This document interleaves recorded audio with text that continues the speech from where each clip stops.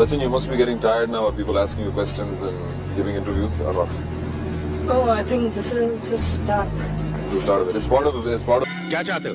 जहाँ खड़े हैं वहीं खड़े रहिए, आगे बढ़ने की कोशिश मत कीजिए। आखिर चाहते क्या हो?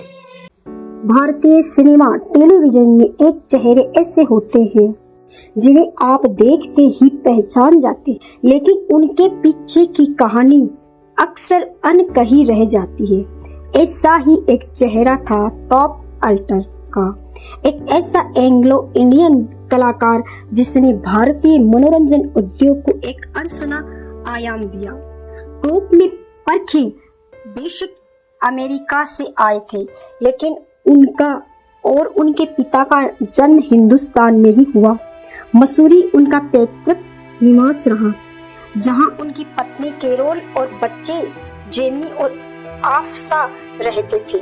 कला की ओर झुकाव ने उन्हें पुणे के film and television institute of India तक पहुंचाया, जहां नसीरुद्दीन शाह और बेंजामिन मिलानी जैसे दिग्गज उनके सहपाठी बने।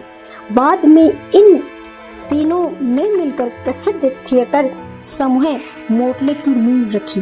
1976 में आई चरस उनकी पहली फिल्म थी।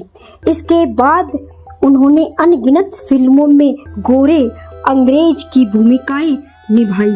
गांधी में सर जॉर्ज चैम्बर्स हो या अन्य फिल्मों में ब्रिटिश अधिकारी, उनकी उपस्थिति ने किरदारों को विश्वसनीय बनाया। लेकिन यह एक विडंबना ही थी कि वे खुद को 100% भारतीय मानते थे, पर अक्सर उन्हें ऐसी भूमिकाएं मिलती थी जहां उन्हें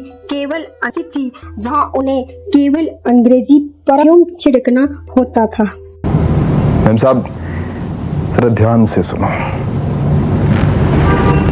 मेरा नाम एलन जोन्स है।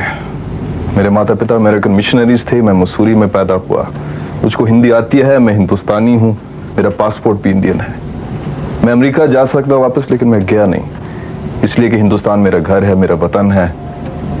मुझको हिंदुस्तान अच्छा लगता है। दूरदर्शन के आगमन ने उन्हें और अवसर दिए, इधर उधर और जाने आलम उनके शुरुआती सीरियल थे।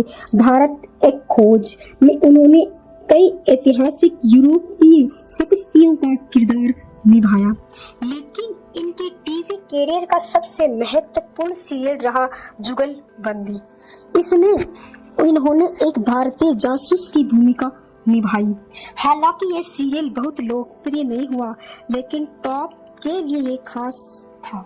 पहली बार उन्होंने अंग्रेज भूमिकाओं से हटकर कोई एक ऐसा किरदार निभाने को मौका मिला जो सीधे तौर पर भारतीय व्यवस्था से जुड़ा था।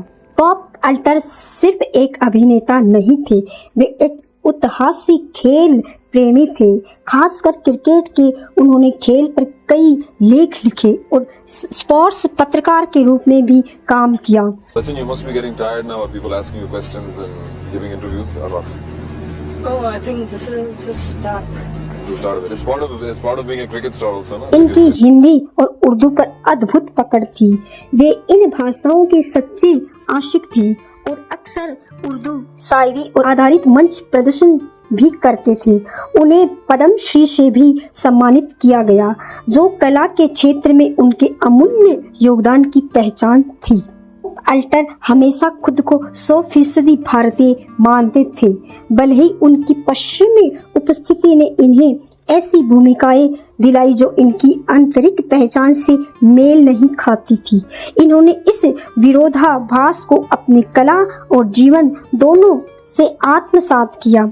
2017 में त्वचा कैंसर से लंबी लड़ाई के बाद 60 वर्ष की आयु में इस महान कलाकार ने दुनिया को अलविदा कह दिया। टॉप अल्टर को आज भी न केवल एक कुशल अभिनेता के रूप में याद किया जाता है, बल्कि एक ऐसे व्यक्ति के रूप में भी जो भारतीय संस्कृति और भाषाओं से गहरा प्रेम करते थे और जिन्होंने अपनी विशिष्ट पहचान के बावजूद भारतीय मनोरंजन